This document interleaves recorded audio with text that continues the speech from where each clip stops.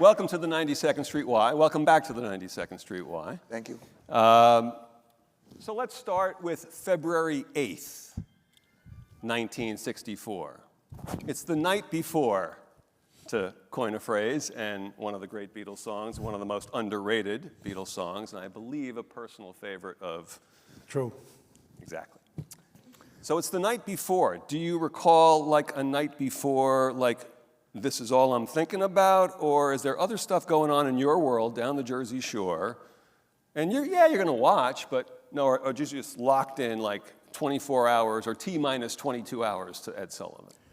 I don't know. We had heard the song, you know, I Want to Hold Your Hand, the first single that America finally released, which was their fifth single, after turning down the first four. Imagine being that guy. Yeah. I met him. Oh, yeah? All right, we'll get to that in a sec. Go ahead, Steve. So there was some anticipation. I'm not sure what we knew, what we thought, what we expected, really, you know, because I hadn't seen their first two appearances, which was Huntley Brinkley and Jack Parr. Right, they had a videotape on Jack Yeah, there was Parr, some news footage on Huntley Brinkley or Walter Cronkite, or were they together? I forget. Yeah. And Jack Parr just a week like before, kind of scooping Ed Sullivan. Yeah. But you know, I'm not sure. I'm not sure what we really expected, you know. But wow, you know. Was there any question in the house that you were going to watch it? No, but you always watched Ed Sullivan. Yeah. Everybody, the whole family would watch it every Sunday night. That was the show, you know. And on the one TV in the house. Right. And Ed would have something for every age group, you know. Something had the puppets for the kids and the opera singers for the older people, and something for the teenagers. Right. And something for the teenagers that night was the Beatles. Yeah, it's pretty Yeah. good. You've told me that you would get the Sullivan Show, what, a week later in Panama? A week later. What happened is that there were no TV stations in Panama. So the U.S. had they were in the Canal Zone area, the Army, and they had a TV station, Channel 8. And all the shows that were shown here would be shown there a week later, the videos. So I saw them a week later in the Ed Sullivan Show, but I don't think anybody else in Latin America got to see them. Huh? Was there a similar build-up there? I didn't know who they were. Right. It's so funny because I had heard songs. I heard two songs of them on the radio, but I didn't know who they were. I just heard the songs and I liked them, but I didn't know who was playing them. Because the DJs a lot of times didn't identify who the players were or the title of the songs. And so I didn't know who they were. The thing is that the lady that lived, first of all, the other thing is in my neighborhood, there were maybe 3 TV sets. And we knew who had a TV set because in those days you had to put an antenna. So if you don't see an antenna, you don't have a TV. Yeah. So, and then the people that had the TV, not necessarily the people who talk to you. You know who they are, but you don't go inside the house. So we had a lady in front of us who was, her husband was in the Army and he was stationed in Fort Clayton. And my mother used to work on the PX in Fort Clayton. So she did know that it was coming. So she came over to the house. She knew that I liked Frankie Lyman and doo-wop and stuff. So she said, there's a group of musicians from England that are going to be in the Ed Sullivan Show. And I said, And she said, they have funny hairdos. Yeah. And I said, okay. But it was a big deal to go to watch a TV, so I went. So you're how old at this point? That was... February 64. Okay, I was born in 48. Okay, so you're about 16 or around 16 I'm at that going point. to be 16. And is the notion of pursuing music professionally, is that at all on the horizon? I loved Frankie Lyman and the Teenagers when I was a much younger. And I saw him when I was 12 or something. Yeah. I was impressed by the fact that he was such a young kid. I'd never seen anybody that young sing before. Right. I saw him in a movie called Rock, Rock, Rock, I think it was, or something with Alan Freed. And, but yeah, I was trying to write songs, but I wasn't good at it.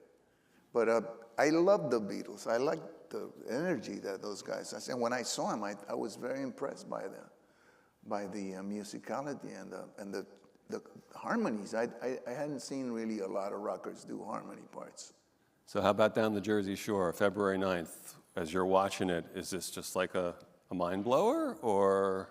Yeah, it was as big a mind blower as can be, especially for us, freaks, misfits, and outcasts who really were not particularly appreciating the options we were being given by society.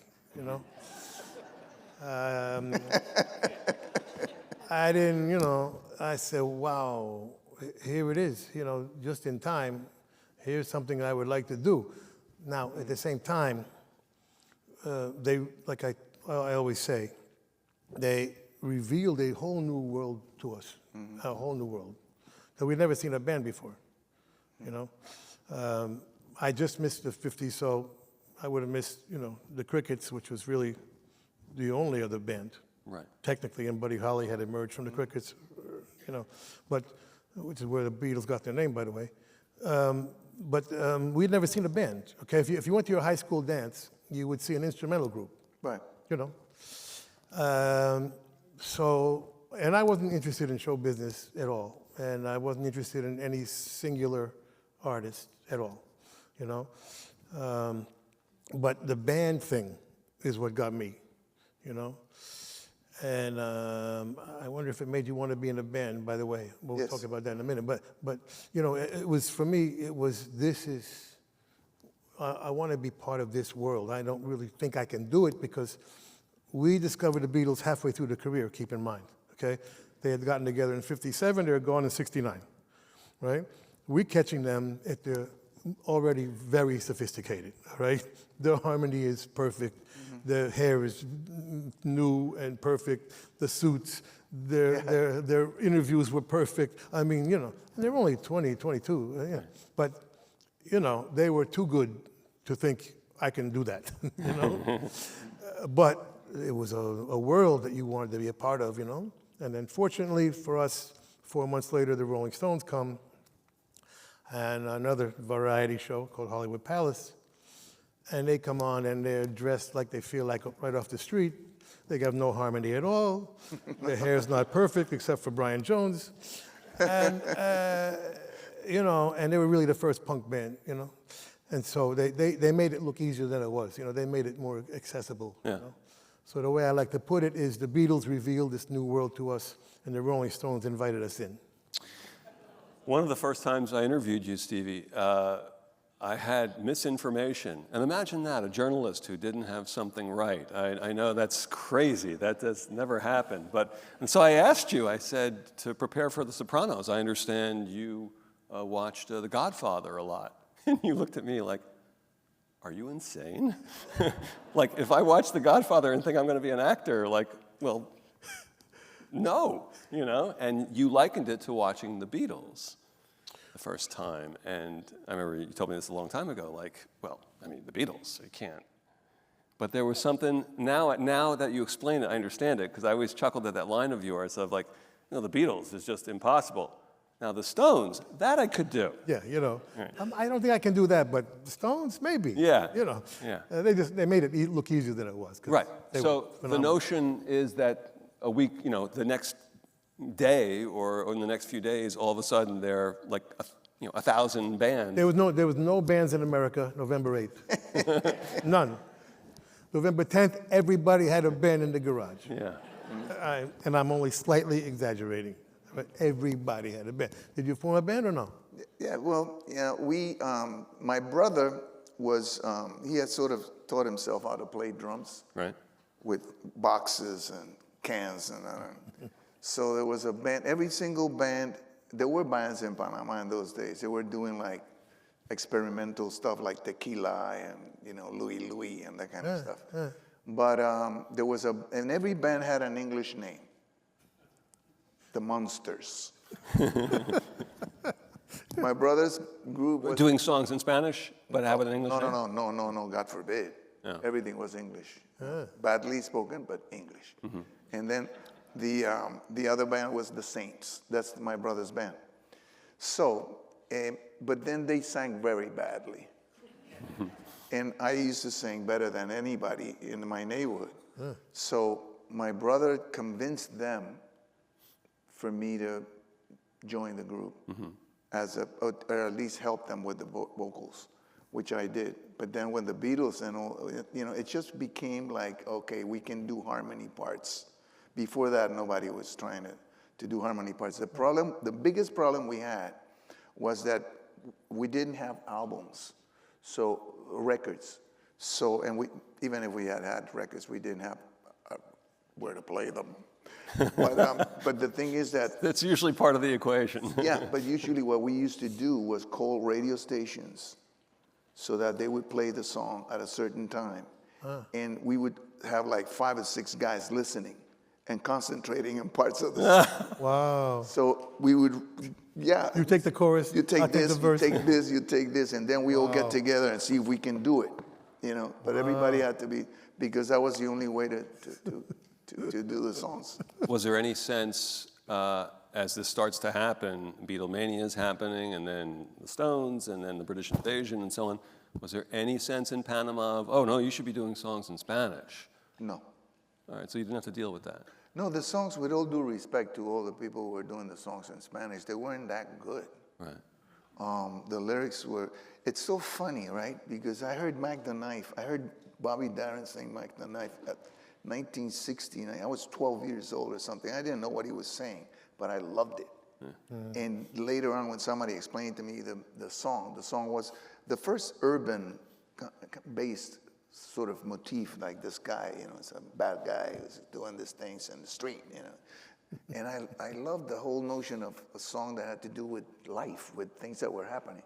The songs in Spanish were bad copies of some things done in English, and the lyrics were like silly. So they were like, they still today, they call them fresa, which is like strawberry lyric. It's like, meh. So no. No. Did you have a guitar before February 9th? Yeah, a little bit. My grandfather had taught me a song from his village in Calabria. So I wanted to spend time with my grandfather, So I kind of learned that song a little bit. I got a 6-month start or so, not a lot. And so the Beatles are up here, they're on Sullivan, 73 million, but where rock is really born in New Jersey, in the roller rink.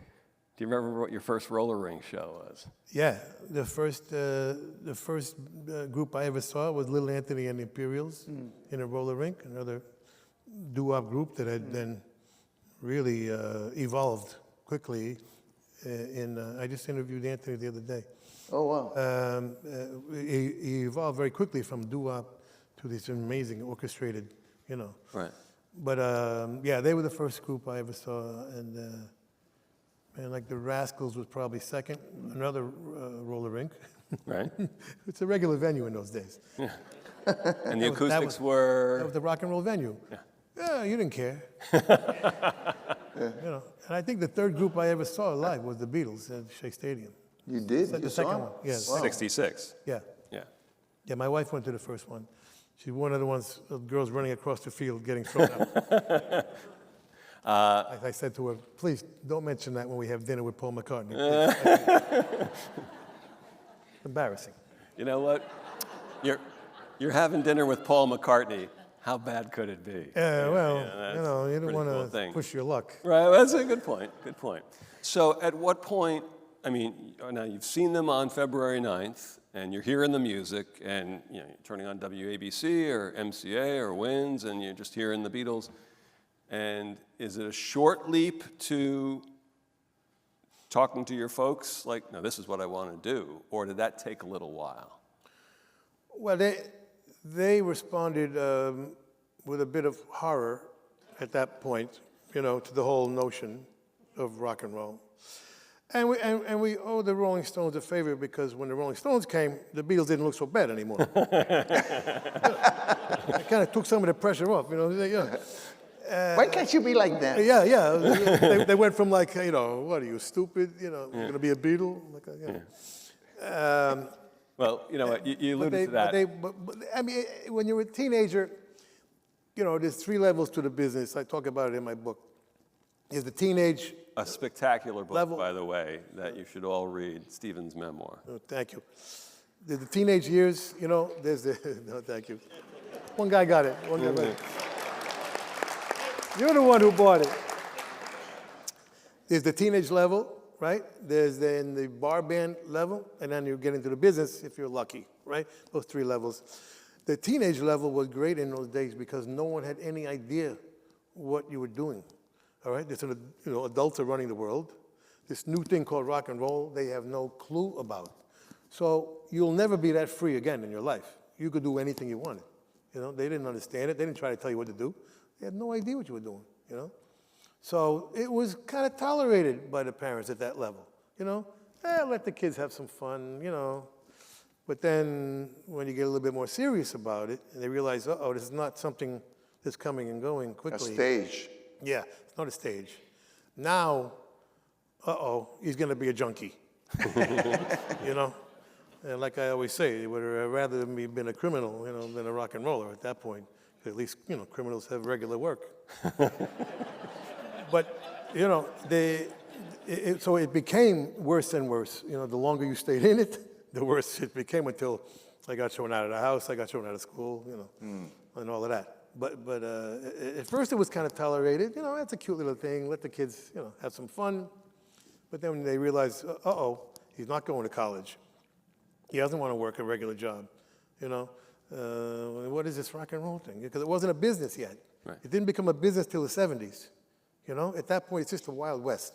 It's crazy, the whole business at that point. And, you know, it was only the English people that were the stars. You know, I mean, until the middle of '65, all right, you know, the first year and a half of the British invasion, it was all British, you know, unless you're, you know, Motown. Other than Motown, you know, and a few exceptions. But if you weren't British, you couldn't be a rock star. You know what I mean? There was no such thing. You know, it took until Bob Dylan and the Byrds, and then, you know, it took back the charts with folk rock in the middle of '65. Things started to change back to America. But at first, and even then, those guys weren't quite the same level of stars. Right. You know, I mean, the Byrds were phenomenal, and then Buffalo Springfield and Youngbloods and, you know, Moby Grape and, you know, the Jefferson Airplane and the Doors and everybody else. All terrific bands, but they weren't quite at that level of, you know, stardom that the British guys were, because there was that unfamiliar, you know, the lack of familiarity was a big thing. And you told me once that being the long hair rock and roller down the shore, 16, 17 years old, it was great for the Beatles and Stones. They were popular, but the local rocker, the local long hair, not quite so popular. Oh no, the girls still wanted, you know, the surfers and the football players, you know. They didn't want to, you know, it was not cool to be in a rock and roll band. You know, I mean, we saw Hard Day's Night, we're like, hey, this is how I might want to make a living. Hey, look at these girls, they're chasing the guys down the street. And they weren't chasing us down the street. No, not so much? No, it was just not cool. So when so the Beatles show up, 1964, and obviously stay on the scene. So for you, one of the things I'm fascinated by your story is you are so many things. You're a musician, you're an actor, you're a public servant. You served as a public servant in Panama. You're a lawyer. You were a lawyer in Panama and then came here, and in the middle of your music career, that's a whole other story about how you just went to Harvard Law School in the middle of your music career. My question is... My band wanted to kill me. They were not happy with the choice to go to Harvard Law School. And if I had had a dog, it would have bit me. So, nobody was happy about that. No? And how does that phone call go? Which one? Like, well, say to the agent. Oh, I didn't call anybody. Yeah. Does the I agent told the call band. you? Yeah, to curse me out. No, but let me just explain this. I began with rock and roll because you said something very interesting. The first time I heard anything in rock and roll was every family has somebody who's better off because they got married or they won the lottery or whatever. Somebody's always has a little bit more than that, somebody else. My aunt had married with this gentleman, and then they sent their son to McGill University. In Montreal. In Montreal. He got on a scholarship, and he went out there. When he came back in 1955, he came, and they had a record player. But they didn't live near us, but they had a record player, a small one. He brought records. He brought a 45. I remember I was 7 years old. 7 years old, going to 8. He put on Elvis Presley, Heartbreak Hotel. First song I heard, right? Here's my baby.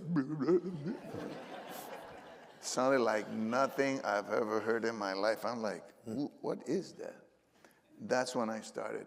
I got hooked up. Then later on, I got Gene Vincent with Babalula, she's my baby, and stuff, and started listening. And then doo-wop came, and doo-wop was the one that grabbed me. So I went from 55. I went through the whole rock and roll thing, and then by the time the Beatles came, what got me of them was the sophistication and the strength. There was something else about the Beatles that got me, which was, it was happy music. Mm-hmm. I mean, I remember She Loves You starts with the chorus. Right. Usually songs don't start by the chorus. Right. She loves you, and there's something about that made you happy. And so they just caught my attention. No one in my family wanted me to be a musician because my mother was a singer, great singer, piano player. My father had been a musician, a percussionist. They knew how tough the business was. So it was like, no. I had given my mother a letter for Frankie Lyman and the teenagers who went to Panama in 1960, asking them please to consider me to join me in the group. I didn't speak English, so my mom wrote it.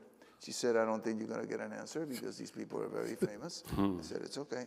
So she knew I liked music, but that was it. No encouragement. When later on, when I became a musician because I left my country because of a military dictatorship. I stopped music because the dean of the law school in Panama called me. I was playing with a band called Los Salvajes del Ritmo, Rhythm Savages. The names of these bands. And, I like that name. I don't, oh man, I said, they think they were going to come in the house and destroy it. Not play, but break the house. Like, do something to the chandelier. So the thing is that one of my teachers of law school was there invited. He saw me and he reported me to the dean. The dean called me to his office, sat me down in the office and said, you're going to be a musician or you're going to be a lawyer? And I went like, okay. I said, I'm going to be a lawyer, sir. And he said, you're going to be a musician or you're going to be a lawyer? And I went like, okay. A lawyer, I quit. That was the end of it. So by the time that I came to this country because after I graduated from law school, my father had a problem with the military.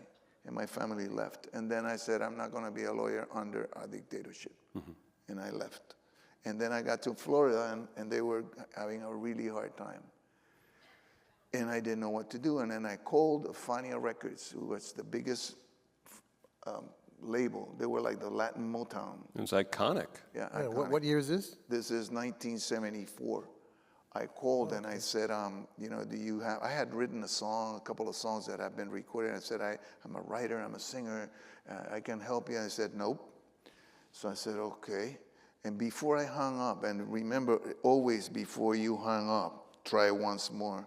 Mm-hmm. I said, do you have any job there? And he said, they have a job in the mailroom. And I said, okay, what do you do? And then they told me, and $125 a week. I said, I want it. And that's how I ended up here. When I went to, and this is important, when I went to Harvard, it was like 9 years later, I had money of my own. Right. So that's why I paid it, and I went over there. Great. Wow. Thank you. We are going to take your questions on cards in a couple of minutes. We fast forward many years, and And music is, you're making music that's being heard around the world, and then both of you. Yeah, but Yeah. And now Paul McCartney is not on the TV screen, but he's next to you on stage. For someone who has been on stages, pretty big stages throughout the world, and has seen one or two people in the audience, at the risk of asking an obvious question, is there a part of you that's 14 years old again when that happens? Or are you, hey, I've been around, I've done this for a while, and yes, Paul McCartney is on stage. Both. Yeah. Of course, you're still 14 years old. Thanks. And you have to put that kid away quickly, okay, in the closet and lock the door and tell yourself, hey, he's just one of my friends. He's just another peer. He's just another guy, because or else you're going to be bowing down and ask for his autograph on stage. It's not going to work. I had 3 encounters real quick. He came on stage with the E Street Band at Hyde Park for the first time. And it's a famous show because we went 1 minute past the curfew, and they pulled the plug. Yeah, Paul McCartney and Bruce Springsteen on stage for the first time, and they pulled the plug. Yeah. Good call. And strong union. Yeah. the neighbors were complaining. Yeah. Pain in the ass gig. You don't want to play Hyde Park, believe me. And the second time, Paul invited me and Bruce to come on stage with him at Madison Square Garden, and that was equally exciting. But one of the most, I don't know what, top 2 or 3 moments in my life, my band, the Disciples of Soul, were touring, and I get a call, Paul McCartney is coming to the show. My show. Yeah. I'm like, wow, that's already amazing, And he comes and he's been touring nonstop at that point, so he doesn't go out much, He comes with his wonderful wife, Nancy, and I said to him, listen, man, I really appreciate that you're here. Don't even think about coming on stage, nothing like that. I'm not going to embarrass you or nothing, Just enjoy the show, sit with my wife, your wife, enjoy the show, And I come, time for the encores, and my roadie comes up, Paul's coming on. Now, thank God, I got into the show late because I had filmed The Irishman the night before with Scorsese, and I had a little cameo playing Jerry Ville. And so I get to the show late, it's raining, they want to open the doors, and I got in the phone call, he might come, just might come. Yeah. So I said, Jesus, we better prepare something quick, So I said, I know he loves Little Richard, like I do. Little Richard was the preacher at my wedding. And so we did it like Hold on 1 second.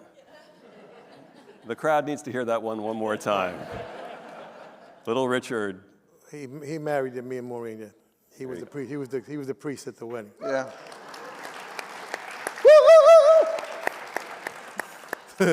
So we do a quick Little Richard version of "I Saw Her Standing There," because I got the horns, So I do the horn line from "Good Golly Miss Molly," Right. on top of, because and we run through it very quickly. And I told my main guy Eddie, who orchestrates my horns, I said, finish it backstage. I got no time. You gotta let the people in. So we barely ran through it one time. And then Paul McCartney comes on stage with a guitar. And I'm like, oh my God, I hope we remember this arrangement. And I hope Paul likes it because there was no rehearsal. Right. No, nothing, And we just jumped into it and worked out good, thank God. But that was one of the very, very highest moments of my life, I was with Paul Simon. We were doing the Cape Man. Right. And Paul Simon, the Cape Man. All right. And Paul. On Broadway, huh? Yeah. Yeah. And Paul came, we were like having a conversation, sort of a meeting. And Paul came and opened the door and said, Rubén. And I said,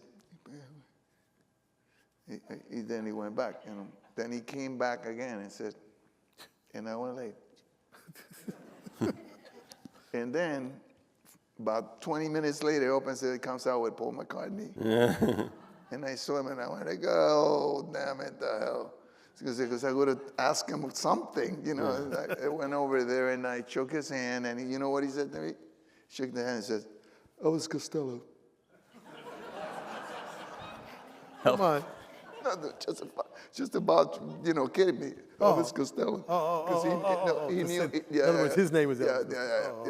yeah. I get it. It was funny. So one of the things that Ed Sullivan would do for the younger generation during the show was that he'd bring the lights up and he'd introduce people during, you know, so-and-so's here, so-and-so's here. I mostly knew this, A, from watching Sullivan, but also there's a, you know, great old George Carlin bit where Carlin is not only impersonating Sullivan, but talking about other impersonators of Sullivan and analyzing them.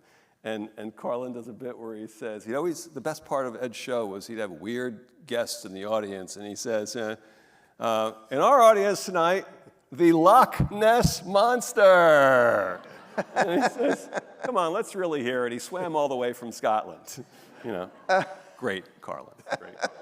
So if we could bring the lights up for a second. Let's see. Kenny, are you here? He is. Excellent. Kenny. In our audience tonight is a wonderful guy, a great musician. No matter where he lives, he's a Brooklyn guy through and through, always will be. And one of the founding members of a great 60s vocal group, Jay and the Americans, Kenny Vance. Wow. Now, Legend. One other thing, Yes, okay? Here's how cool a guy Kenny Vance is, okay? I'm just gonna say it. I met Kenny had a house in the Rockaways, and it was pretty much destroyed during Sandy. And I first met Kenny about 2 or 3 months after Sandy, and we went back to where the house was. And this was his house. It was, as he's told me several times, it was a beautiful place, and we had musical instruments and so on. His home. And even that sadness couldn't wipe out the genuine joy, goodness, and also the joy of a lifetime in music of Kenny Vance. Yep. And you're talking a lot about doo-wop, and I just want to say there's a documentary out there that Kenny's been working on for a few thousand years. Yes, Kenny? Pretty much.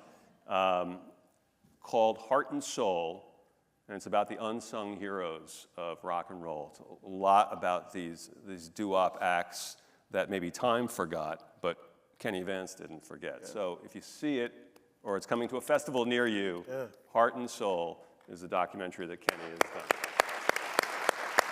Very important. Yep. Okay, just a couple more. For the record, the Loch Ness Monster is not here tonight. Neil, are you here? All right. On my musical Mount Rushmore, my favorite acoustic duo in the United States, for 47 years, Neil Schulman was one half of my favorite acoustic duo, Aztec Two-Step. Neil Schulman and Rex Fowler. Now, that's cool. That's great. You know, you make great music for 47 years, that's great. But this is the only person I know who, at his bar mitzvah, wore a Young Rascals pin on the lapel. I mean, that's, where are you going to go from there? One or two more. Merle, are you here? Yes. Okay, Merle, don't lie to us. Do not lie to us. Were you in the theater on February 9th, 1964? Oh! What? Oh, okay. She was too young. Pierre, okay. There you go. 10 seconds or less. Your memories. Well, they moved us. They said if you sit over, we had really good seats because my friend's father was a soap opera producer. But they said, go sit over here with all the other kids. And then we never got on camera. Supposedly we were going to get on camera. But you were there. All right, good. And rumor has it Maureen Van Zandt was at Shea in 1965? And there. Running. And Ed Sullivan. Wait, Maureen? No, she couldn't come. Oh, okay. So wait, hold on. She's at Shea, and she was there on February 9th, 1964? Yeah, big fan. Oh, my gosh. You can see her in a film of Shea Stadium as one of the girls running across, Yeah. getting thrown out. I mean, where are you going to go from there? Being at Shea, and then that's pretty good. Yeah. That's pretty good. All right. We have some questions here. Okay, for both of you. If you could cover one Beatles song, what would it be? I already covered one, Babies in Black. That's a great song. Nice one. But I didn't do it in their tempo. I did it like I imagine a bunch of flamenco gypsies doing it with a couple of Cubans in the drums. So Wait, and I was playing guitar, and we did it like it really swings. I don't, if you ever see Paul, ask him like, did you ever hear the cover that the band did of Babies in Black? because they did it in a waltz. See what? They did it in a Yeah. waltz. Oh dear, what can I do? Yeah. We did like, oh dear, oh what Wow. can I do? And clapping and everything. And So is there one out there that you've not attempted? And Did I ever cover a Beatles song? I don't know. I don't think we ever did. I forget all it now. right, so let's move on to the next one. What Beatles song? which one would you do if you I think? don't know. I wouldn't dare do it. So amazing. I wouldn't dare. I mean, the only thing close to that, I got an idea that they wanted me to honor John Lennon at the Kennedy Center, and I did an arrangement of Working Class Hero. Oh, There you go. So that's as close as I came. That's pretty You know, good. because I have found an interesting arrangement of that. Yeah. But Beatles, Yeah. what are you gonna do? Unless you're Rubén, being creative genius like him, you know, I'm not that creative. Or as fresh as. what Beatles song directly inspired you to write one of your own? I think what inspired me were not a specific song, but I love the harmonies, and I love a song like Eleanor Rigby, and the chord progression, the inclusion of strings, the sort of type of subject matter. That is the kind of thing that I felt attracted to it. Right. That was big. Yeah, I mean, it's subtle. Right. The influence actually on my music, because I went more in the soul music direction generally. But the bridge of 8 days a week, I used in the harmony with the Southside Johnny and the Asbury Jukes. I'm not going to remember the song now. 8 days a week. No. This time it's for real? Yeah. That part. Yeah. Where it breaks down and that little harmony, that nice harmony, right? I use that exact thing. I'll think of it in a minute. Okay. But anyway, one of the Jukes bridges. Two things. First of all, going to college, starting in college in Philadelphia in 1977, Southside Johnny and the Asbury Jukes was required reading. It was major, and largely thanks to this man. And we should point out that I understand tomorrow, February 8th, is 50th anniversary of the Stone Pony. Oh, yeah? Yeah, I heard it on the radio on the station where I work, so I'm really hoping it's true. Maybe. Oh, This Time Baby is Gone for Good. That's the name of the song. Okay. This Time Baby is Gone for Good on the Hearts of Stone album. Yeah. You listen to that bridge, it's just like 8 days a week bridge. Yeah. Well, you kind of said this. What musical innovation do you ascribe to the Beatles? And you talk about the harmony. I like the harmonies, and I like the vocal harmonies, but I also like the way that they were going in terms of the chords and the progressions that they were using were not the usual kind of rock and roll kind of straight. That's true. I talked about that before because they had a long gestation period before really breaking.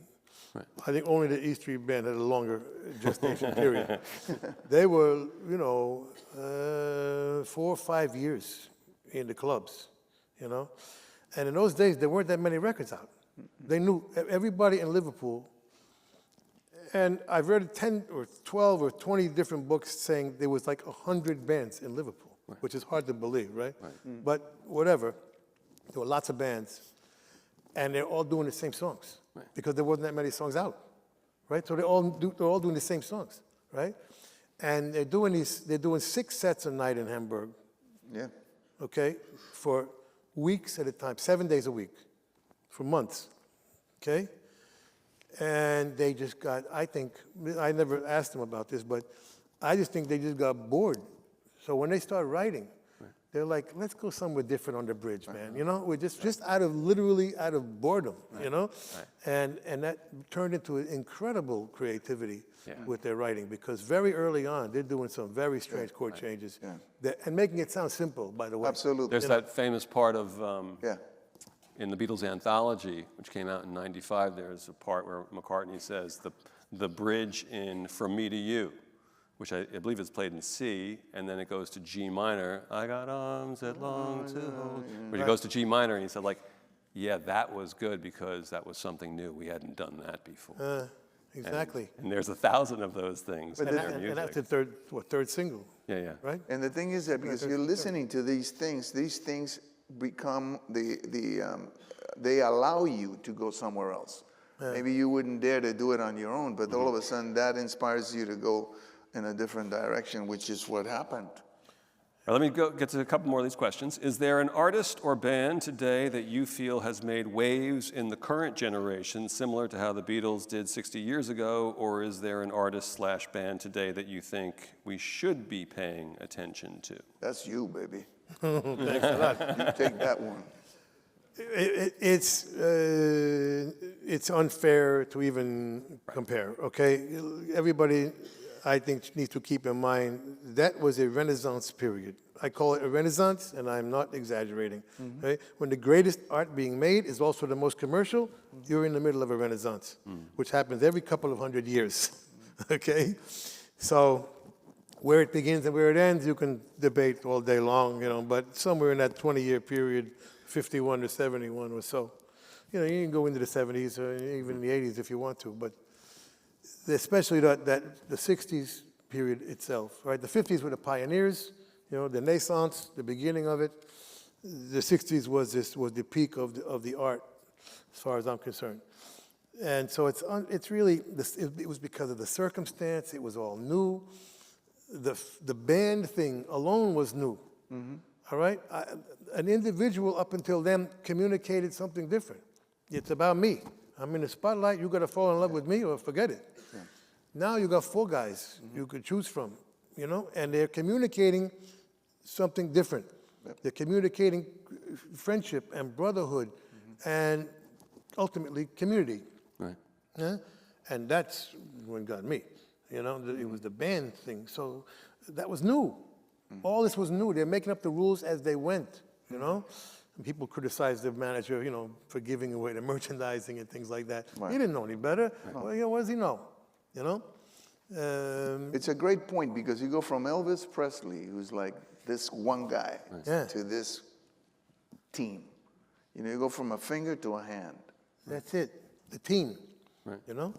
The gang, and the posse. And they talked about that, like when they went to visit Elvis, I forget which one who said, and maybe it was George during the anthology, that they felt sorry for him because he was a soul guy.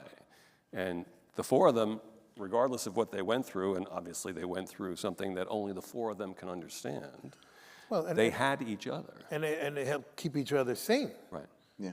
You know, which is something I find hard to believe to this day. They never had their own rooms, you know that? Yeah. But they always shared rooms. Yeah. The other thing that is very important, and I say this all the time, you know, success is never one person. Right. Success is never one issue. Success is always the amount of the contributions of many people, you know. So they were feeding each other and off each other, you know, those 4 guys. They were taking things from each other and giving to each other and giving to everybody else because all those talents combined created that sound, that effect, definitely. and it moved us. But it's also 25% of the pressure that you have on one person. Right. Absolutely. He's got 100% of the pressure. That's why whenever... Now you're spreading the pressure around, you know, too, you know. Whenever I get asked, we're chatting about who's your favorite Beatle. Who's my favorite Beatle? The Beatles are my favorite Beatles. That's it. I mean, it's, Well, that was George Martin, the producer, who just, a whole another story. It's a fantastic story. He was producing comedy records before them. right, which is one of the reasons why they liked him. Well, he's a genius. Yeah. But he had to decide who was going to be the lead singer, on that first session. And it was radical that he decided, you know what? Let more than one person sing. Let's make that a thing. Yeah. That was very unusual. You can't think of another band that had, there was a couple of two-singer groups later, Righteous Brothers or whatever. But at that time, there wasn't, two singers in the same band. Right. You had to pick. And he was like, they're both pretty good. And it turns out George Harrison was terrific also, and Ringo could sing. Sure. Ringo had his own section with his first band. Right.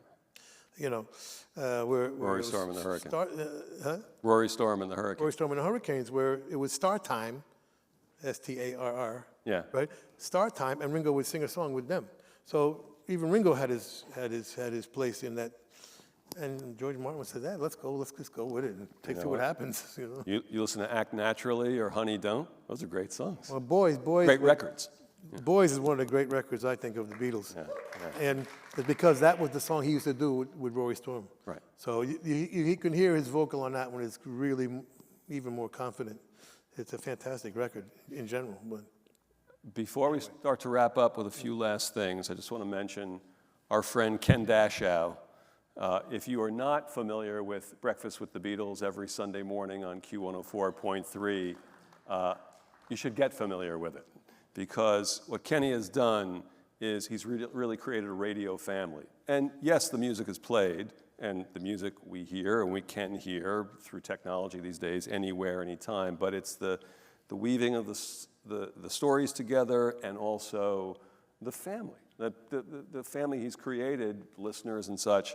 And he's doing one of his live shows, which Steve has done many of them.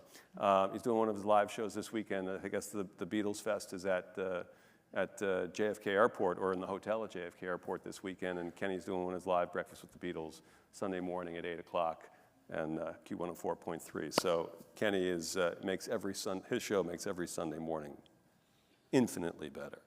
One of the other things the Beatles did was start to write about beyond She Loves You, and I love She Loves You, so there's no need to be ashamed for writing She Loves You. It's one of the great pop songs ever. Great. But they get into writing about things beyond themselves.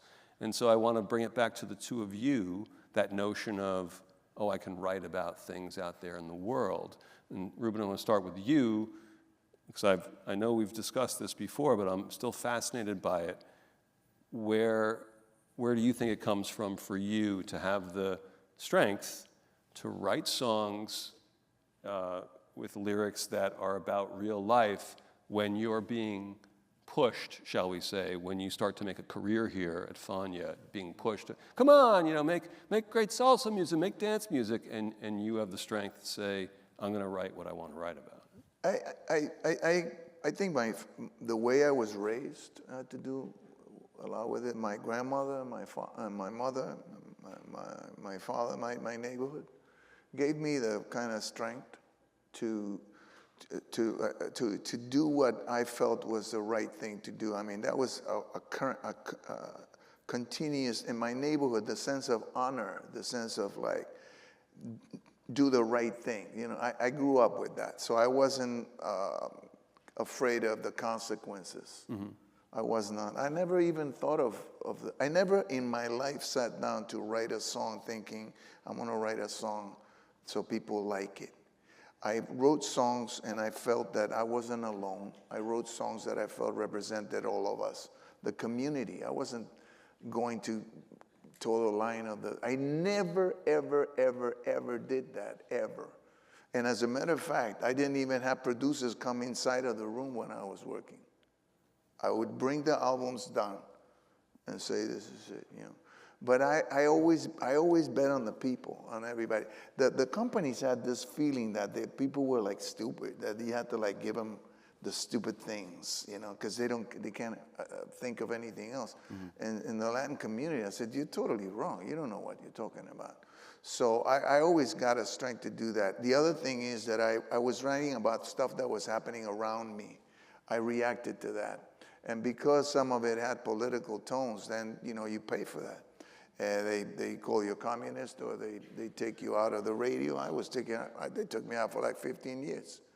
And now songs that I wrote and sang in 1983 that were considered subversive and banned by military governments and whatnot. There was a song about the Monsignor Romero, who was killed in Nicaragua, in Salvador. And now he's a priest of America. Now he's a saint. This guy who was called a communist is now a saint. I wrote a song about a priest and a kid. And that song I wrote because I felt it was an example that needed to be presented. I wasn't thinking about whether I was going to get hired or it was going to be famous. I didn't care about that. I never did, thank God, because now that I'm older, I don't need it as a crutch to live. And it says, you should know that it says a lot about Rubén Blades that this gentleman won a Grammy in the past week. And there are some people, which is not, it's fine, who would wear that on their sleeve, and it's me that's mentioning it on here on the stage. Well, I'd never mention that. My grandmother would come out of the grave and kick my ass. And let me add one more thing before I answer the question.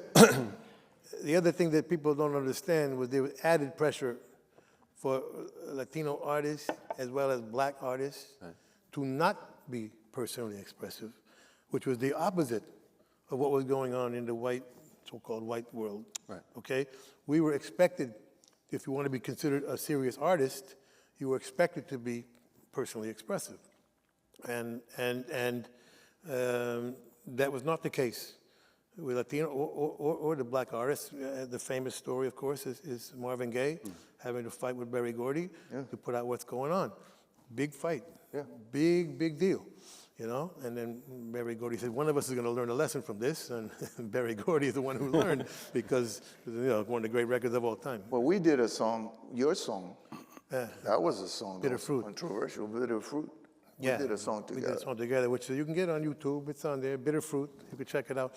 But At the time when they were like killing people in Central America, the situation was terrible. Yeah. So I did nothing but personally expressive political lyrics, and and not that was commercially successful. No, it was not. But nobody gave me any shit for doing it. You know what I mean? At the time. But anyway, under the heading of you put something out into the world, and as an artist, you don't know where the tentacles go and the effect it has. I had a half-hour conversation before the show with Walt, one of the people who work here who makes this the great place that it is. A lot of work goes into these nights. And all he talked about was the effect of Sun City. And how, and there's an example. But that was it. At the time, they were trying to squash this new thing called rap. Right. I said, I'm putting rap guys on this album. And they were like, you're putting Melly Mel next to Miles Davis and Jackson Brown and Bob Dylan? Bombata. And I said, yes. And of course, I included, I was there too. Rubén and Ray Barretto, and I wanted it to be very, very inclusive of those artists that everybody respected. That was my not how big they were. Some of them became bigger later. Right. But I wasn't looking for the biggest celebrities. I wanted people who expressed themselves and were great artists. So that's what makes Sun City a little bit different. But they were all included in that record.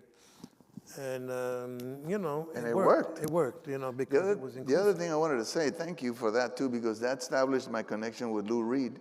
And I started working with Lou later on. We worked together and recorded together. But that made him endured. But anyway, this comes from Bob Dylan is completely responsible for this, bringing personal lyrics that he, grew up with in the folk world and folk blues, right? And he brought that into the pop idiom. This was new. And he influenced the Beatles and the Rolling Stones. Basically, those three entities got together and created a new art form called rock in 1965. Right. You know, and what Bob had already started to evolve, you know, to some extent through his records. And the one thing the Beatles don't get credit for is bringing evolution to the pop process. Absolutely. Okay, there had been no such thing before them. In other words, if you had a hit, your job is to have the next song be as close to that hit as you can possibly do. All right? Yeah. The twist, let's twist again. That's right. Absolutely. All right? Yeah. That's the pop world up until the Beatles, Yeah. literally, you know, and Bob Dylan on the side, you know, making his moves. So, you know, so every record was evolving. Right. And that's why they get to like Eleanor Rigby's, and we're like, oh, what the fuck is this? Yeah, You know, I mean, that was a weird song, man. You know, but Sgt. but Pepper. we as fans, you know, it was a little bit. We had to get used to it. You know, it wasn't like, oh, with another 8 days a week. You know, this is not another. You know, Sgt. Pepper was a hard, you know, at the beginning it was a very well, even before that, complicated even, you know, album, I mean, too. right in Revolver, they started to, Revolver. you know, 2 years from A Hard Day's Night to Tomorrow Never Knows. yeah. The, 2 years. The evolution process was incredible in those days. The time was different. A lot happened a lot quicker, you know, than now. But that evolution process, right up until almost the end. You know, at the end they kind of started going back to, you know, Let It Be. And, you know, they kind of said we've gone as far as we can go as far as this evolution thing, you know. And that was fine, you know. I mean, you know, with enough input for us for the rest of our lives, just from those 12 albums, whatever it was, you know. But they were the ones who kept evolving every, you know, from Twist and Shout to I Am the Walrus, you know, in 5 years, 6 years, you know. Well, the revolution or the explosion, it may have started on February 9th, 1964, but one of the beauties of talking to you gentlemen is seeing in all the different directions that it went, and in homes near and far, how it set off people to create their own music and create those moments for all of us in your music, and that goes on forever as well. And so Forever, and worldwide, forever. yeah, absolutely. You know, on first that- time you go overseas, yeah, and they're singing your lyrics, it changes, it blows your mind. Yeah. You're like, wow, we can speak directly to each other? Absolutely. We don't have to speak to our governments? Big deal, man. Absolutely. Game changer. Okay? Absolutely. You know? Game changer. That's because of the Beatles. What else can I say? To spend an hour with these gentlemen is an absolute treat. Rubén Blades, Stevie Van Zandt. Thank you.